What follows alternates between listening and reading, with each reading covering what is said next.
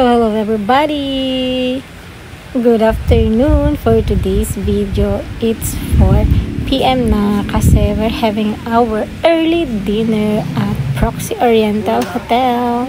So ayan, first time namin pumunta dito at iti-take namin yung buffet nila. I-experience namin yung kung masarap yung food nila. At nakikita namin sa mga vlog na nire-rate nila na Filipino food is yummy and worth it the price.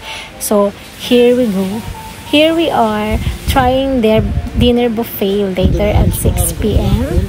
So, ayan, papasok na tayo sa kanilang dinner buffet yan. So, wala pang tao kasi medyo napaaga kami. So, okay lang din naman na maging early kayo dumating.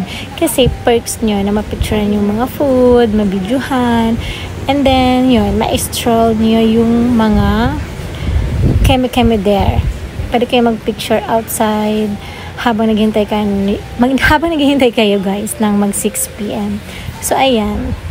Tingnan nyo at for today's video. This was August 26, I think. It's Saturday. Every Saturday, meron silang pa-dinner buffet. So, meron din sila every Saturday. May palechon sila. I don't know kung minsan wala. Pero, basta may nagsabi na every Saturday, meron silang palechon. At ayun, tinry namin nga na pumunta. So, legit naman yung lechon. At alam niyo ba, ang sarap-sarap ng lechon. Super nam-nam.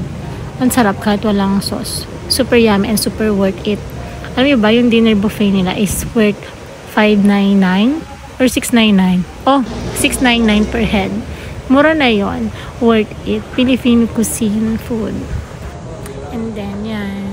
Binigyan na natin mga food. Madami silang menu for that day na pumunta kami. Masasarap naman. Basta worth it. Try nyo na lang guys. Yung mga hindi pa nakapunta dito, try nyo na. Worth it naman yung bayad nyo. Worth 699 pesos. At saka may acoustic, naman sila. Song. So, live music yun. So, ayan. Nawala yung nandiyan. Kinuha ni Ate Girl. Papalitan nila ng another menu. So, yan yung mga desserts. May fruits. Halo-halo na rin.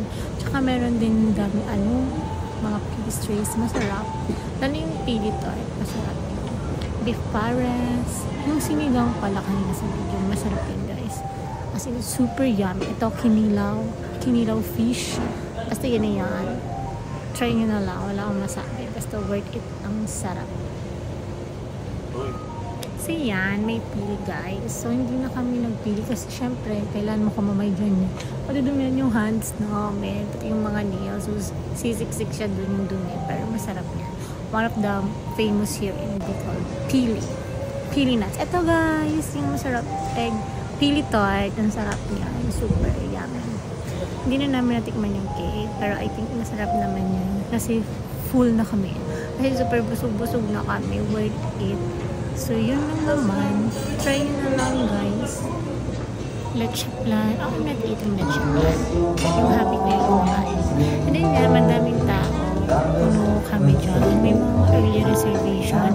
I don't think girl, ano yan girl? basta hindi pa po. So, Arbololing. Arbololing.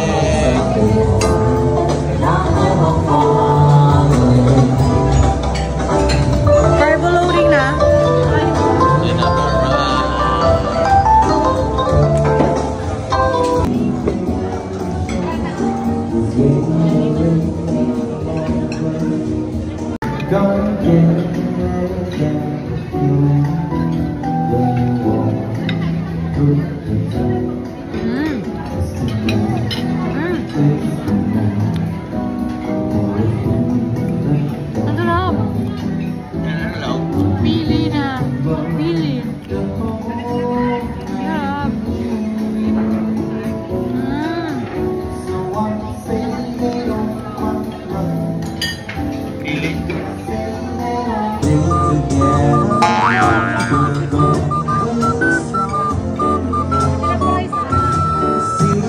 Ito yung caption, basahin nyo na lang. Bye!